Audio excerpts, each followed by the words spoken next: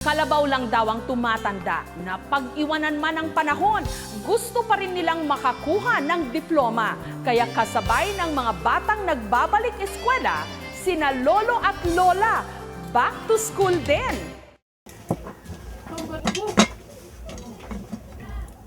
Pagsapit ng alas 6 ng umaga, abala na sa paghahanda ng almusal ang 75 anyos na si Lola Librada. Papasok na kasi sa eskwela ang 10 taong gulang niyang apo na si Lito. Pagkaalmusal, isinilid ni Lola Librada sa plastic bag ang mga gamit ng kanyang apo at lumarga na sila. Mahaba-haba kasing lakaran ang kanilang bubunuin. Atin lang.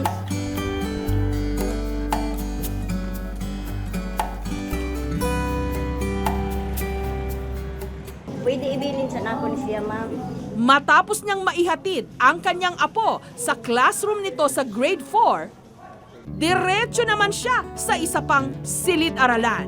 Si Lola Librada kasi, grade 2 student din sa eskwelahang ito. Bago magsimula ang klase,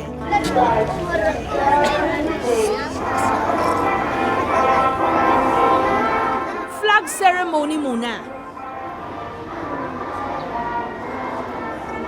Pagkatapos nito, exercise. At kahit may edad na si Lola, game na game pa rin siya. Boys, this is like a healing move. Right. Healing mag... Brother Himan. Racing. Sa loob ng klase, aktibo rin ang pinaka-senior nilang estudyante. Here. Him. Hot. Hot. Low. How. How. Loud. Laugh. Laugh. Laugh. Laugh. Okay. Nung kabataan daw kasi ni Lola Librada, hindi kinaya ng kanyang mga magulang na pag-aralin silang 9 na magkakapatid. Okay, sa una, panahon, pasuhol ko, pagpatinda o panapton.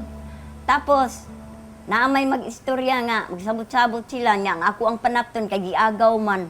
Mag-English speaking man lang sila niya, ako di man ko kamao mo English. Kinukuha man nila akong bintang. Ang matinding hangarin ni Lola na matuto, hindi lang daw para sa kanyang sarili, kundi para maging huwaran din sa kanyang mga apo. Mo. Bro. Gusto ko nga mahagit ang akong mga apo nga mo eskwela gyud nya. Ang ako sa nga makabasa ko, makasulat ko, gusto ko makamao nga mo English.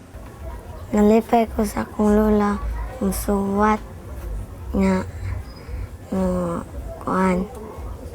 Ako makamao siya musuwat. Pero napansin naming hirap si Lola sa pagbabasa ng mga leksyon. Litra, masari ko sa layo, di kaya maklaro.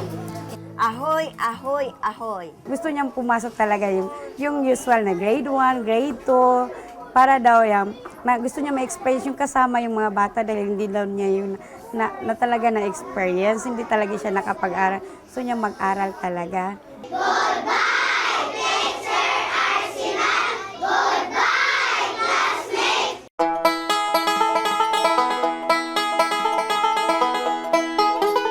Pagkatapos ng klase, imbes na umuwi, basahan at walis naman ang kanyang hawak.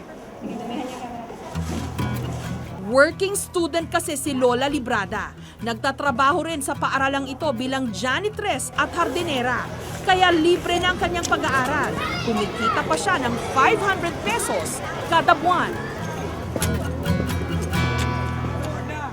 Para gumaan kahit paano ang pag-aaral ni Lola Librada, pagkalabas niya ng eskwelahan, sinamahan namin siyang magpagawa ng salamin sa mata. Kana siya. D-E-O-F-E-O-O-E-W. Nalipay kog dako kaayo kay makatabang na sa kong pagtanaw sa layo, sa duol, nya sa pagsulat, ang gagbaygang litra maklaro na nako. Ngayong pasukan, hindi lang mga batang estudyante ang nagbabalik eskwela. Back to school din ang maraming senior citizens. Hi, my name is Eliza Hudson and I've been in the States for 29 years. Matatas magsalita ng Ingles ang 57 anyos na si Lola Eliza. Matagal na kasi siyang naninirahan sa Amerika dahil nakapag-asawa siya ng sundalong Amerikano. Gayunpaman, mas pinili pa rin niyang dito magbalik bayan para tapusin ang kanyang pag-aaral.